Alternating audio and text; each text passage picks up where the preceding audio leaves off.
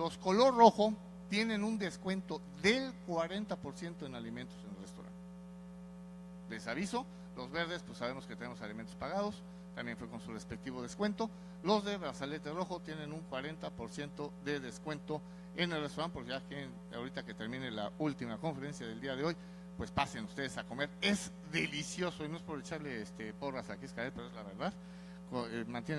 Son sustentables, mantienen mucho sus cosas y vale mucho la pena. Perdón, todavía no, doctor, espéreme tantito, déjenme presentarlo como debe de ser, sin contar a mi papel. Aquí está. Y con ustedes, la última presentación del día, no por eso la menos importante, yo diría que todas son del mismo valor importante. Tenemos con nosotros al doctor José Antonio Llano Díaz. Va a darnos la presentación de funciones del primer respondiente ante emergencias químicas. Tema muy interesante, cuestiones antropogénicas. Por favor, doctor, todo esto es suyo. Aquí tiene su micrófono. Y si alguien me regresa el control de la... Acá está, ya lo tiene el doctor. Ya sabe. Bueno. Muchas gracias, doctor. Adelante. Gracias, buenas tardes. Bueno, ahí hay un atlas de riesgo de no sé cuándo. Diferentes temas. El que nos va a tocar es emergencias químicas. Entonces, pues cada área tiene diferente problema. Lo que sería Monterrey, Tlaxcala, Ciudad de México, Guadalajara, Veracruz, pues tienen mucho producto químico, ¿no? Entonces cada uno tiene su problema. Entonces, bueno, tecnológicas y químicas, después de los huracanes que nos han pegado, y una pequeña definición de lo que es estos fenómenos y la historia de esto, ¿no? Que son emergencias, esto es una definición. Y a la emergencia química lo que le anexamos es ahora sí productos químicos, sustancias que ponen en riesgo a las poblaciones. Esto es una definición de Profepa, ¿sí? ¿Qué es lo que puede lograrse? ¿Qué son estas? Principalmente pues fugas, derrames, incendios y explosiones. Dependiendo del tipo de sustancias, si son liberadas sustancias en forma de accidentes, cada una de ellas tiene esto, y es lo que vamos a aprender ahora, cómo o qué debemos investigar y reportar. ¿Cuál es el problema? Pues son unas cuantas piececitas de productos y solamente tenemos controlados ni el 0.3%, ¿sí? Eso, las normas. Entonces ahí, ese es el problema, y siempre hablamos de cosas muy frecuentes, ¿no? El famoso amoníaco que lo satanizamos, cloro, gases explosivos principalmente. Gracias a Dios vamos a hablar el mismo lenguaje en todo el mundo, ya pronto. ¿Cuál es el problema? Pues que tenemos primeros lugares. Puebla, 28 muertos, 37 muertos en el edificio. Esto es en Hidalgo, otros tantos más en el hospital, 32 muertos. Si sumamos todos estos, el sismo de hace 8 días se queda corto. Ahí les posteé ahorita un accidente que hubo ayer, 4 muertos por un camión sin frenos. El camión sin logotipos, sin saber qué era. Entonces, como primeros respondientes tenemos esos problemas. Tenemos primeros lugares. Esto se calcula por 1000 habitantes. Empezamos con San Juanico, el 84, el Iztoc, 92 agroquímicos. Entonces es un problema frecuente y más importante, pero no tan difundido. Veracruz, esto es información del 85, ya cambió. Gracias a Dios que han vendido a Pemex. Como no está produciendo, no está viendo accidentes, entonces Veracruz ya le quitaron el primer lugar y es Guanajuato. Entonces hay un beneficio de la famosa reforma energética para alguien. Lo que habían dicho ya en las tendencias iba hacia la baja y de repente está subiendo el crecimiento de accidentes. Entonces aquí yo reitero esa información.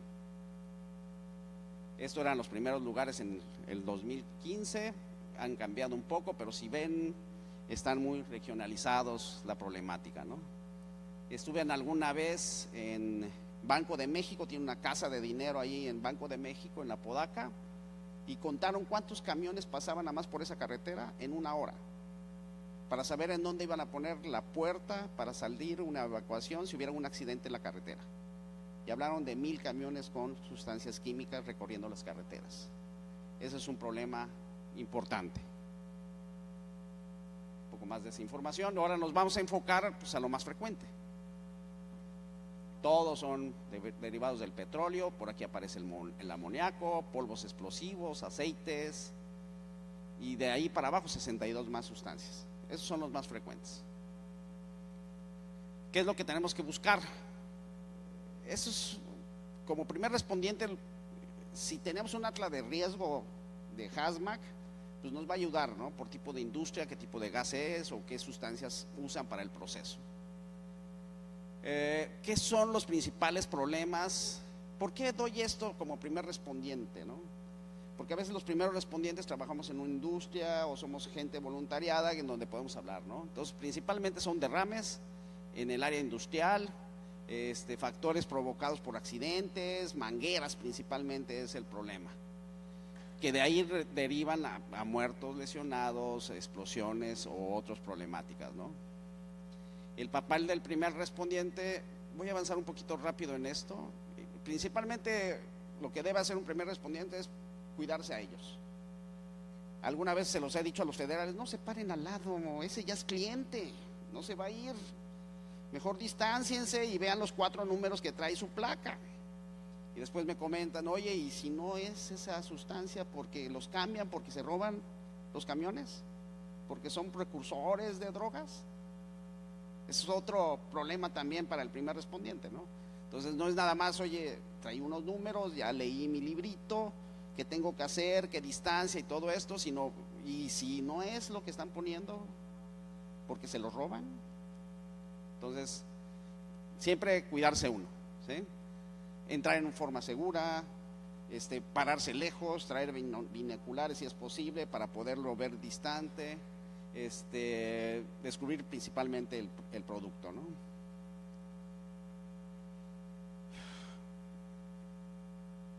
El problema es que no identificamos o no sabemos identificar a distancia, no estamos entrenados o no nos hemos querido capacitar para esto, ¿sí?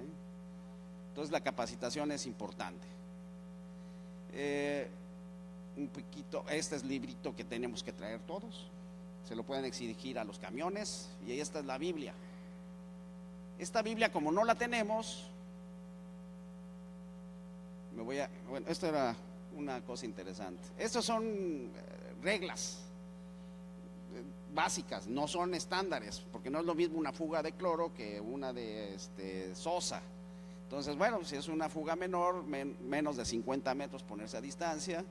Si es una bolsa, los explosivos me dicen: si lo alcanzas a ver, estás muy cerca, te va a alcanzar la onda expansiva. Entonces, bueno, es como decirles algunas opciones, ¿no? Áreas comerciales, 100 metros, 150 metros. Tenía yo unas fotos ahí que quité porque es muy larga la presentación, en donde el policía estaba a 3 metros de una fuga de gas. Entonces, bueno, esto es otra opción, dependiendo del tipo de viento, dirección de viento, también hay que considerar estas partes. Son ejemplos, punto. Dependiendo del tipo de sustancia, será la distancia que tengamos que hacer. ¿Qué material y qué recursos vamos a tener? Viene en el libro. Eso nos va a ayudar a minimizar el problema. Pero ¿cómo vas a identificar y qué plan de acción? Que es lo que dice, ¿no? ¿Qué pasó en el socavón? ¿Lo reportó, no lo reportó? ¿Le dijo cuál era el problema? ¿Si necesitaban o no una grúa? Ya se comentó en algún post. Es interesante el problema. Estos serían los escenarios que se pueden dar. Entonces tienen una fuga que es un líquido. Este líquido puede ser evaporarse. Si evapora, viene un término que llaman flashpoint, y se evapora ese producto, llega a un lugar de calor, y ese puede ser la causa del incendio o de la explosión. Ese mismo escape, si es un gas, bueno, pues más rápido puede llegar a esa fuente, dependiendo de la dirección de vientos. Ahorita pongo unos experimentos que se hicieron para ver más o menos la distancia y el tipo de fuego, ¿no? El gas presurizado, una gota de gas LP por hora da 1200 litros de gas en un cubo en 12 horas de fuga. si es una gotita por segundo, nada más, ¿sí? Poco a poquito va se llenando. El LP o el gas natural son diferentes cosas, uno se va a ir al piso por el peso molecular y otro va a ir hacia el techo, pero tarde o temprano, si llegan a la cantidad de gas necesario, va a explotar. Entonces, porque hay mucho término de ello, ¿no? Polvos es otro tema, es un pentágono del fuego, entonces va a explotar algo antes y después el polvo va a hacer una reacción hacia atrás. Entonces harineras pueden tener ese tipo de problemas si hay un fuego, ¿no? Azúcares principal también, ¿sí? Entonces la nube de combustión tiene dos formas de realizar, o es un fuego muy lento o es una sonda expansiva muy fuerte, ¿sí? Y dependiendo de esa mecánica serán los efectos que se van a tener. A ver si le puede picar al ombligo a la película. Esta es una fuga controlada. Quieren quemar esta pila de madera. Big ass bonfire, take one. Entonces son 20 litros de gasolina. Primera regla de seguridad, que se foje bien el pantalón. Hablando de seguridad.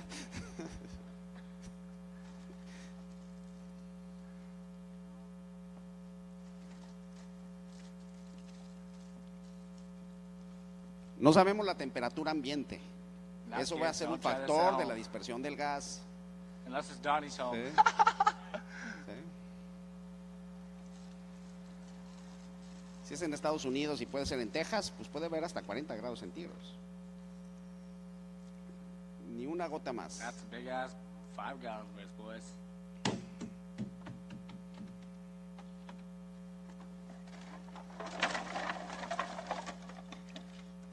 Initiation sequence at 5, 4, 3, 2, 1, 0.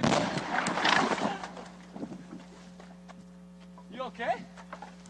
Preguntas ¿You si okay? están bien, ¿no? Holy fuck, man, that thing's on fire. Bueno. No, por suerte. No me gusta pasar donde pasan las cosas, que después tengo muchas de ellas para desgracia mía, ¿no? Pero ahí están viendo cómo la problemática de una fuga conlleva varias cosas. El área superficial de donde está el producto, temperatura ambiente, velocidad de aire. Entonces todos esos factores, como primer respondiente, es ahora sí que tomar distancia, ¿sí? Y ya vieron ustedes, ¿no? No fue gran cosa de gasolina y vea suficiente cómo se hace una nube explosiva. Entonces ahí está la sobrepresión, ¿sí? Hoy me dicen, la función básica es reconocer, aislamiento del área, proteger y notificar. Bueno, eso es lo básico. Yo les voy a dar estas claves que pude sacar y con eso yo creo que vamos a encontrar mucho de ellos. 7 pistas. Perdón, me regreso una. Ahí está. Referencia de dónde está esto, si es una fábrica, un almacén, una residencia. Nos va a dar un poquito en dónde estamos, qué ocupación es el producto, si puede ser industrial, grandes volúmenes o no. La ubicación de esto, si es área agrícola, área industrial, distrito comercial, ¿no? Vamos a pegarle píquele también al ombligo. Push the button. Después echa novia. Píquenle. A ver si se alcanzan a ver aquí el coche blanco. Es la fuente de ignición por el calor que tiene. Todo es gasolina. Que sea un área segura. Vea la serie de chismosos. Hay muchos quemados en esta película.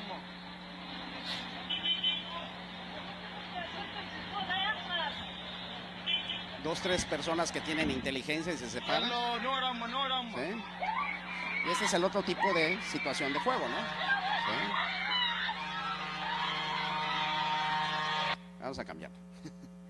Sí, perdón, pero a veces es necesario. Y en India es el segundo que pasa.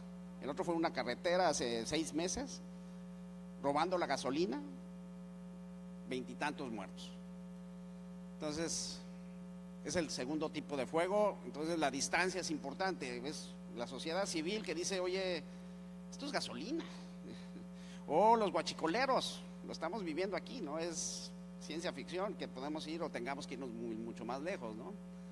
Otra forma es distinguir el tamaño de los contenedores. Oye, es un tambo, es un camión. Hay ciertas normas ahí que, bueno, las dejé ahí, no sé por qué.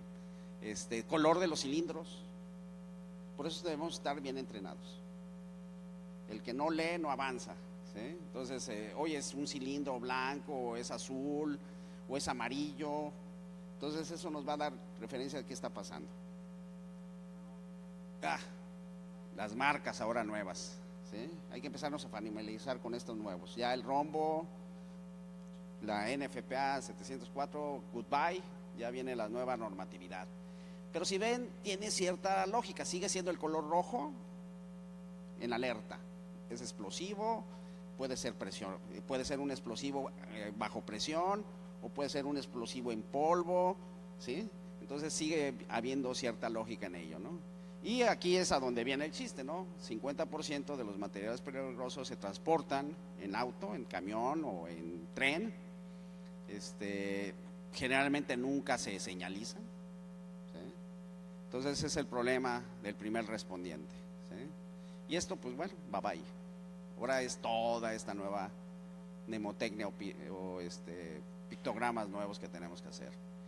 Se dividen en 8 o 9 clases: explosivos, explosivos presurizados, tóxicos, pero si ven, el color rojo sigue siendo importante, ¿sí? Esto pues hay que hacer la tarea cada uno de nosotros, ¿sí? Clase 6, clase 7, los ácidos y misceláneos. Estos son ejemplos. Entonces el producto va a tener de nuevo rombitos pequeñitos, pero con diferente codificación. ¿Cuál es lo importante? Este número, si nos vamos al libro de emergencias, nos va a decir qué hacer, y nos va llevando de la mano del color amarillo al azul y hasta qué distancia tenemos que tomar. ¿En dónde encontrar la información? ¿Sí? Generalmente debería estar en ciertos lugares, ¿no? Si es una carretera, bueno, pues me voy a la cabina y ahí debe estar la información para saber qué tengo que hacer, si le puedo echar agua. Hay cosas que no podemos echar agua y ahí viene la información, ¿sí? Si es un tren, bueno, con el ingeniero o el conductor y una lista de embarque. Si es en agua, pues bueno, estos casos ya no nos corresponden. Si es tubería, pues a donde tenemos que buscar, ¿no? O buscar con el mismo fabricante, ¿sí? Otras marcas o otras referencias que debemos tener, bueno, este número es el que nos debe llamar la atención. O, ahora sí, la hoja de seguridad de la sustancia. Esto se debe cumplir el envasado, el cumplimiento de las obligaciones, todo lo que hemos dicho, pero en México estamos teniendo mucho problema de robo de transportes, a donde se llevan las sustancias que son precursoras de drogas, y es un problema. Usar los sentidos, puse humanos, pero sentidos, como sería el oír, el escuchar, si hay una fuga, si es un gas presurizado, se escucha el silbido. La visión, oye, alcanzo a ver que está saliendo con una nube tipo spray, huele, el amoníaco, pues todo el mundo lo entendemos, es un gas chismoso, por suerte, todo el mundo entendemos cómo es el olor, ¿no? Sabor en ocasiones si alcanza uno a llevar a ellos, ¿sí? Entonces es una forma, ¿no? Que uno puede hacer hasta un cuestionario. Si nos está reportando y no es un profesional, a ver, dime de qué color es, huele, a qué distancia,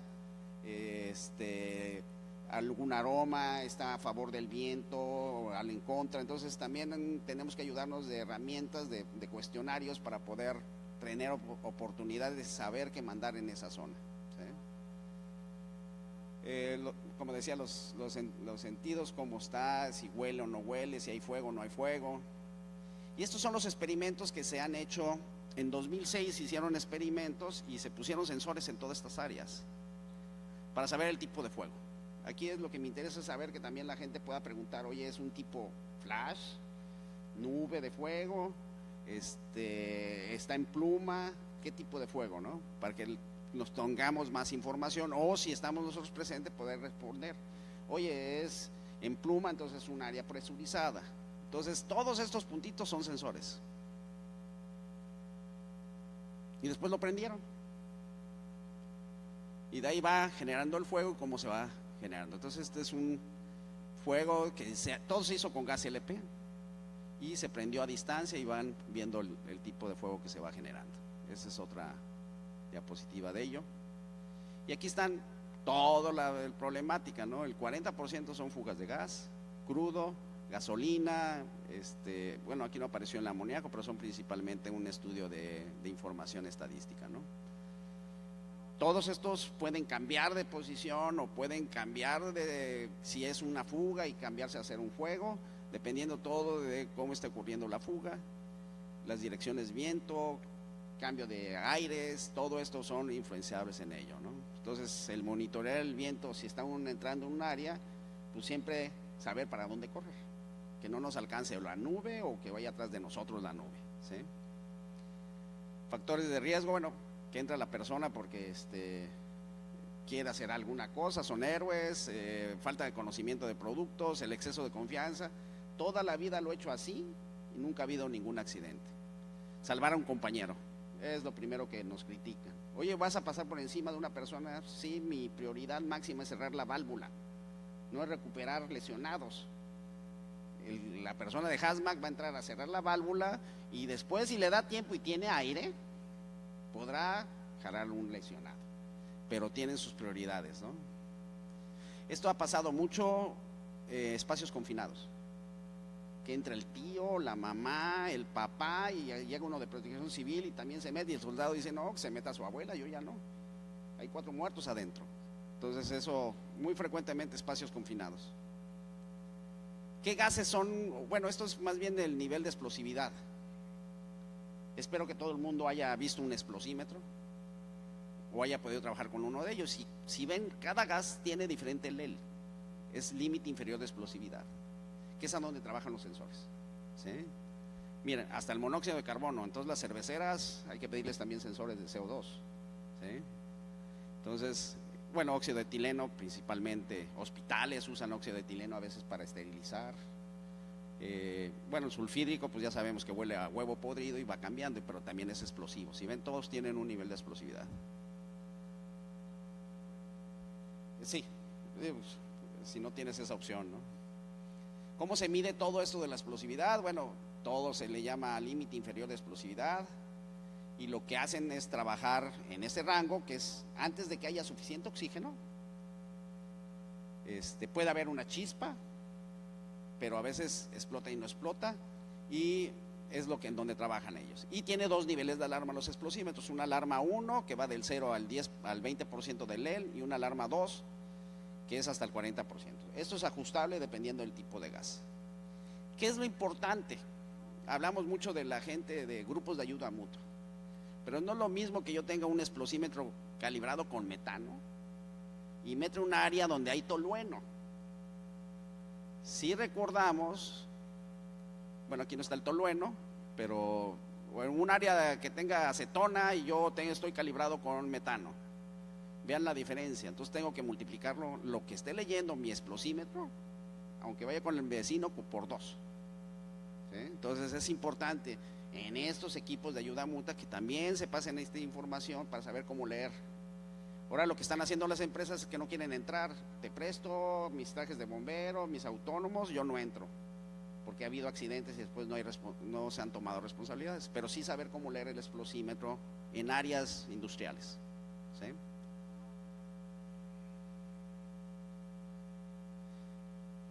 Aquí es a donde trabajan los sensores. No queremos que llegue a una mezcla óptima, falte la chispa para hacer el famoso triángulo de fuego. Entonces estamos trabajando en un área supuestamente segura, ¿sí?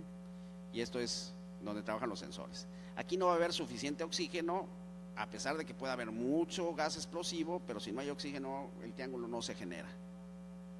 Aquí están una serie de LELs, entonces cada gas tiene un LEL específico, ¿sí? Temperaturas de ignición, algunos empiezan a evaporar a menos 10 grados centígrados. Supongamos, si yo pudiera sacar un balde ahorita de amoníaco, va a estar a menos 33 grados y va a empezar a evaporarse. Entonces también son factores que se tienen que saber. Y este es todos los LELs de lo más frecuentemente encontrado. ¿Cómo trabajan los sensores, no? Aquí es un área rango seguro, puedes estar trabajando con espacio, a lo mejor hasta con trabajos calientes. Aquí ya estás en alto riesgo, En esta primera fase puedes hasta silenciar la alarma sonora del explosímetro, pero pasando el 40% ya no puedes hacer nada, ya es una actividad de emergencia segura, ¿no? Entonces aquí está la normatividad, no es invento del hombre blanco. Ya hay alguien que, para desgracia, fue un trabajo post-mortem, y entonces pues ya alguien se sacrificó para saber esto. ¿Cómo trabajan estos sensores? Lo que hace es que entra el metano, tienen calor, queman la molécula, generan un cambio de impedancia. Este calor hace un cambio de impedancia y así trabajan los explosímetros. Entonces, ¿por qué es importante que le diga que hay calor? Porque después se les cayó el sensor y creen que siguen trabajando igual. Al no ser inteligentes puede haberse roto aquí y tú dices, bueno, pues está bien. Y pues hay que echarle gas. Entonces, siempre hay una verificación de los sensores cuando pasan su control del máximo, arriba del LEL, que se llama WEL. Cuando se les cae o cada 3 meses hay que estarles echando gas. Entonces, para saber esto, porque no son inteligentes. Aquí hay presencia de oxígeno, hay otro factor que se llama intoxicación de los sensores. Entonces, este oxígeno, aunque haya presencia, si el área catalítica está intoxicada, no sensará. Este es un proceso normal. Esto es cuando hay falta de oxígeno. Entonces, poco oxígeno, pasa el metano y no tiene riesgo. Y aquí es cuando está intoxicado el sensor. Entonces, otra razón por qué hay que estar exponiendo los sensores a un gas conocido, en una botella que sepamos qué está pasando, ¿no? A pesar de que hay suficiente oxígeno, como está intoxicado el sensor, envenenado, pasa la molécula y no reacciona. Este sería el ejemplo que les decía, todos son gases explosivos, pero aquí está el metano. Propano. Aquí está el propano, el metano está aquí arriba. Vea la diferencia del tolueno, ¿no? Entonces casi son 50. Si tú lees 10% aquí, estás leyendo el doble de detección. Entonces es importante que esto lo verifiquen con el que esté dando, ¿no? Estos son tipos de sustancias principalmente encontradas en la industria. Dicen que el mejor detector para el hidrógeno es una escoba por delante. Es un fuego que no se ve. ¿Cómo podemos saber si somos primero respondiente y un camión lo vemos con muchas salchichas? Ese lleva hidrógeno. O lo arrebasan o lo dejan pasar, pero es un tanque de hidrógeno. Esto ya es nivel de explosividad. ¿Qué debe pasar en la industria? Estamos hablando de que tenemos que llegar al proceso de trabajar o volver a trabajar, lo que llamamos paro seguro de planta. ¿Qué debería ser protección civil? Oye, pues hazme una emulación de hacia dónde se va a ir el gas, pero no, oye, hazme los 4 climas, en la mañana, en la tarde y en la noche, porque la dirección de los aires van a cambiar. Y eso se hace estadísticamente, ¿no? Hay información en la website y te dice, nosotros hicimos uno para Procter & Gamble en Iguala, en invierno, en primavera, en verano y en otoño, cómo va a estar y cómo se va a movilizar el gas, para que sepan ustedes, primero ellos, en dónde poner sus puntos de reunión, ¿sí? Y segundo, qué población está cercana al problema, ¿sí? Esta sería una emulación de un gas dentro de un refrigerador. Y otra vez volvemos a lo mismo. Si ustedes tuvieran aquí 20 millones de pesos y se intoxica este producto con amoníaco, ¿qué es más barato? ¿Poner un sensor o un sistema de detectores o tirar a la basura 20 millones de pesos? Ya pasó en Sigma Alimento y no sé a quién le dieron la comida o los jamones, pero ya ha pasado en refrigeración. Esos son el tipo de gas, el tipo de fuego que hay. Flash fire, que es retrógrada, tarda 39 segundos en llegar hasta la fuente, ¿no? ¿En dónde están principalmente los problemas? En el proceso mismo, en la transportación, en el almacenamiento, a donde vienen principalmente los problemas. Tuberías, reacciones, mangueras, en el área de mangueras. Este es el tipo de bolsa. Entonces viene una bolsa grande, entonces es una sustancia que se esté quemando en el suelo. Y si ven, no estamos cerca para poder dar el diagnóstico que está pasando. Tipo flash o de dardo, Entonces un área presurizada y una válvula de presión que está soltando el gas. Entonces es lo que tenemos que empezar a reportar, ¿sí? Y bueno, es una bola de fuego, donde hay una explosión con sobrepresión y todos los daños colaterales, ¿sí? Entonces son fenómenos mecánicos. El tipo Blen. Aquí alguna vez vimos algún accidente donde pensaban que un tanque de gas, el proceso de Blen es que pierde protección de líquido, entonces tenían que estar enfriando los tanques. Y no se va a romper por las costuras, no saben por dónde se va a romper este tanque, ¿sí? Esta sería la nube de dispersión y los números de accidentes que se generaron, ¿sí? Si ven, es fuego, vaporización y llama, 112 casos que se estudiaron.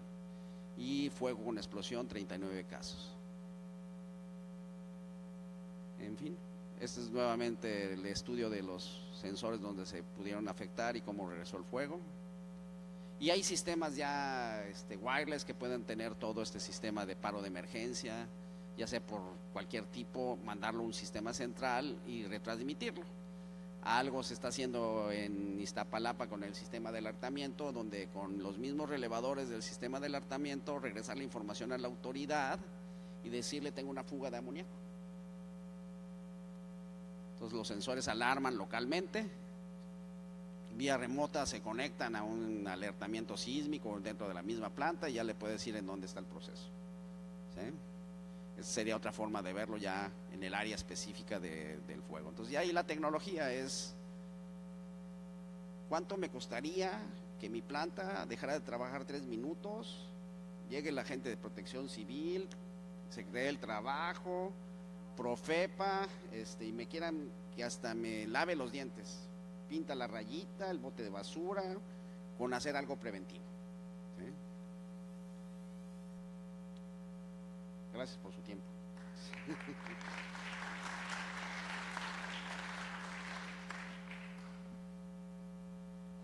Ya los agarré dormidos. Para cuando hacemos los estudios de riesgo, sobre todo en gas, yo utilizo el script, fuego o explosión. ¿Hay otro método ya más nuevo? O, va más o menos enfocado a lo que dices, ¿no? Pero para hacer precisamente el análisis del riesgo, hacia dónde va nuestra nube y hacia a qué distancia tenemos que guardar. ¿Se utiliza el script o hay otro ya más? Bueno, si quieres gratis, el Aloha. No es mucho más gráfico, pero es gratis, que todo el mundo podemos usar y hacer ahí prácticas, ¿sí? Es una opción cómoda para mucha gente, ¿sí? Y es libre, lo puedes sacar del gobierno de Estados Unidos y viene en español, ¿sí? En el caso de las gasolinas, que es una mezcla de hidrocarburos, etilbenceno, toluenos, gilenos, benceno, ¿en estas guías aparece como tal gasolina o habría que ir a cada uno de los componentes? Y en el caso de modelar, así como por ejemplo gasolina, ¿aparece en la modelación o habría que ver de qué está formado? No sé, como son normas internacionales, no todas las gasolinas tienen lo mismo, ¿no? Generalmente usas el compuesto de mayor concentración. Te voy a dar un caso, propelentes, desodorantes que usamos muchos ya. Usan una sustancia que se llama D150 y su principal producto es el butano. Entonces tú modelas contra butano. Si no está en el modelaje el tipo de gas, el gas que tienes, ¿no? Pero se usa la sustancia principalmente, en tu hoja de seguridad dice el 60% es butano, es tu target gas, ¿sí? Igual que las empresas me dicen: oye, es que tengo la industria farmacéutica que son productores de muchos antibióticos, usan 7 tipos de sustancias, ¿no? Alcohol, acetonas, una serie de cosas que dices ahí, ¿no? Entonces es muy difícil qué sugerirles. Entonces dices, pues contra lo que tienes mayor cantidad, ¿sí? Igual sucedería con los modelajes, ¿sí? ¿Cuál es tu sustancia primaria? ¿Sí? Igual si tú quieres estar en un equipo de ayuda mutua y quieres ayudar a la empresa vecina, bueno, pues ¿qué tienes mayor cantidad? ¿O cuál es el que tienes el riesgo o se te está teniendo el accidente? Contra el de mayor importancia. O el que tenga el menor LEL. Es difícil, no hay una regla de oro que te pueda decir. puedes hacer los dos modelajes y empatarlos en la parte de arriba del AutoCAD y saber hacia dónde puede navegar esta sustancia. Esa sería la sugerencia. Buenas tardes.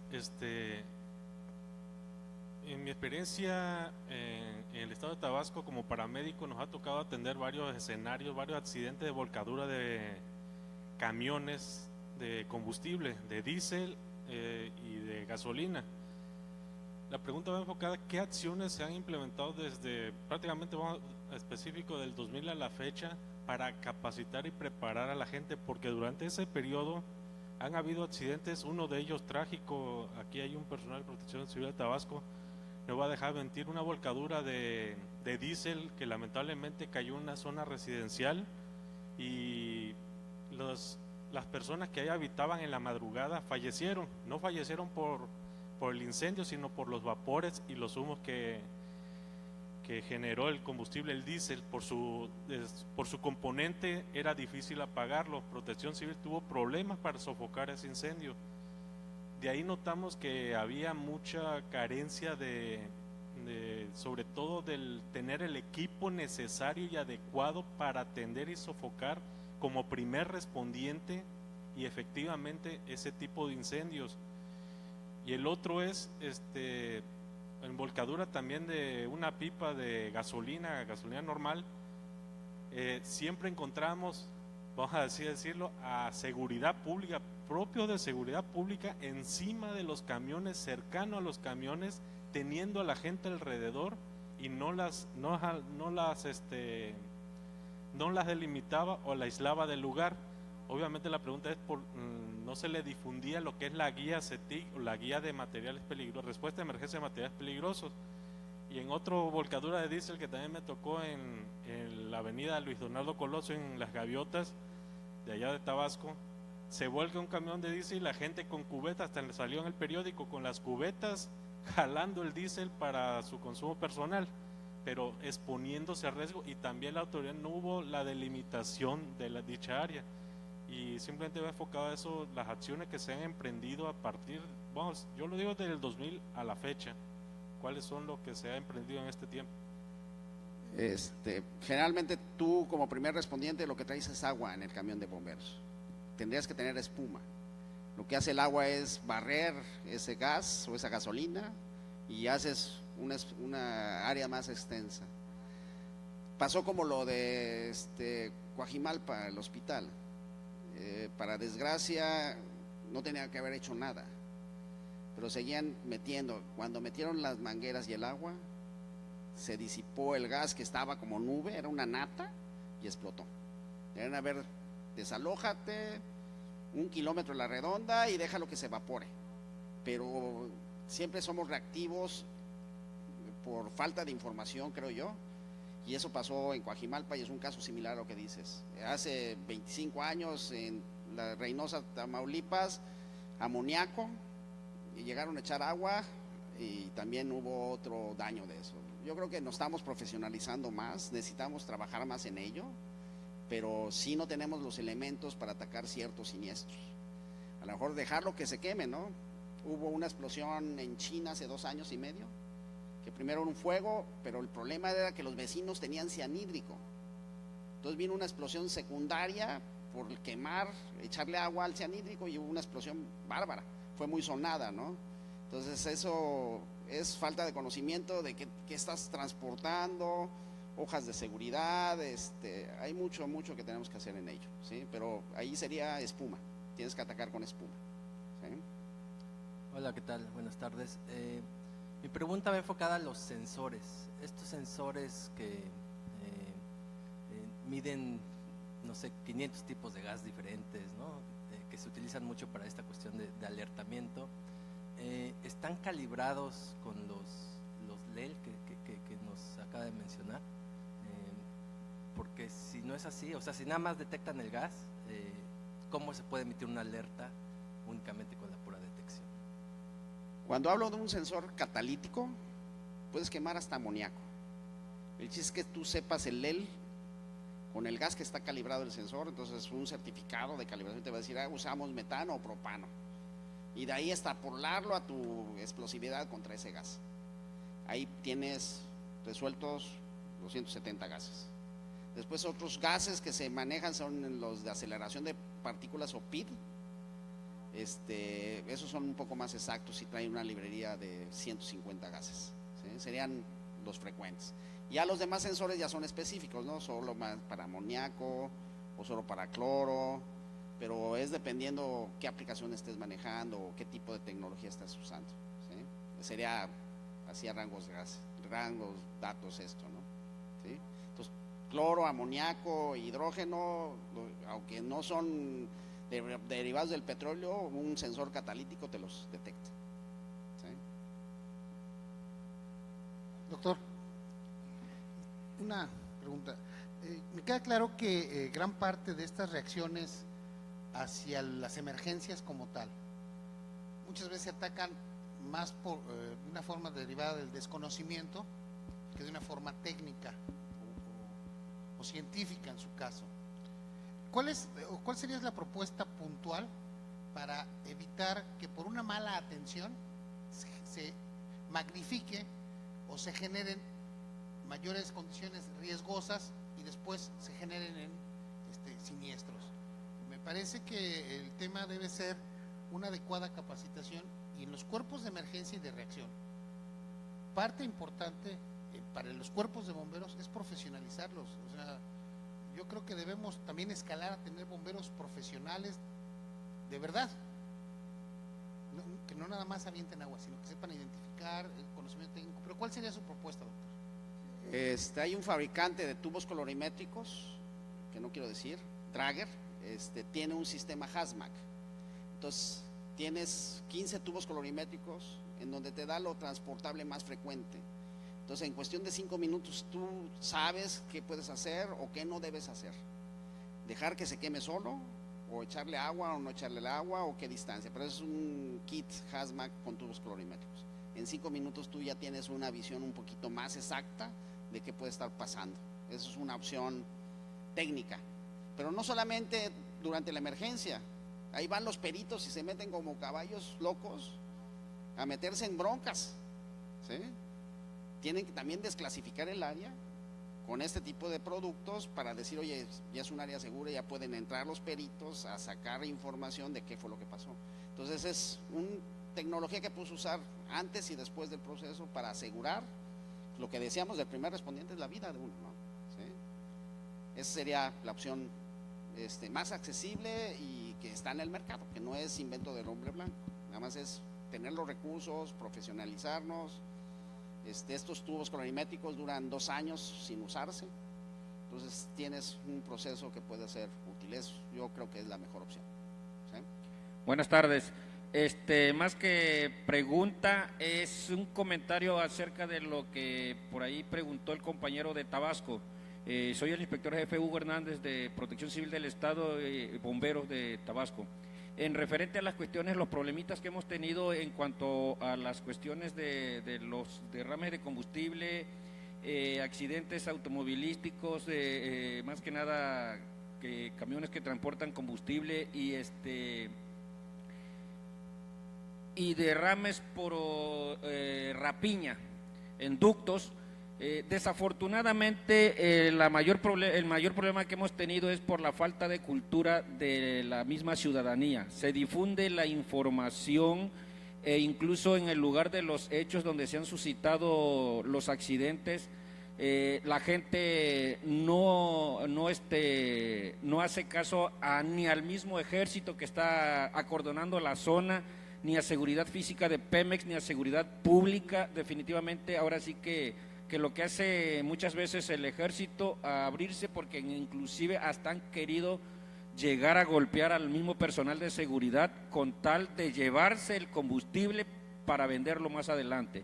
Pero pues la información se difunde, pero desgraciadamente la falta de cultura del mismo ciudadano es lo que ha generado que en estos tipos de accidentes hasta personas mueran por la rapiña del combustible.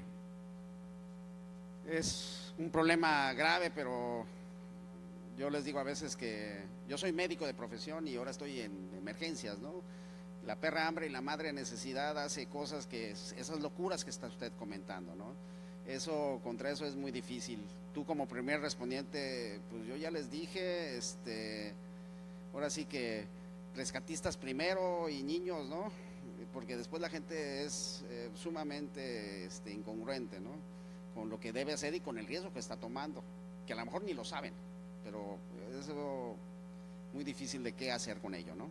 Gracias por el comentario. Lo tomamos como un riesgo calculado de esa gente, porque sí lo ven como calculado. Un aplauso.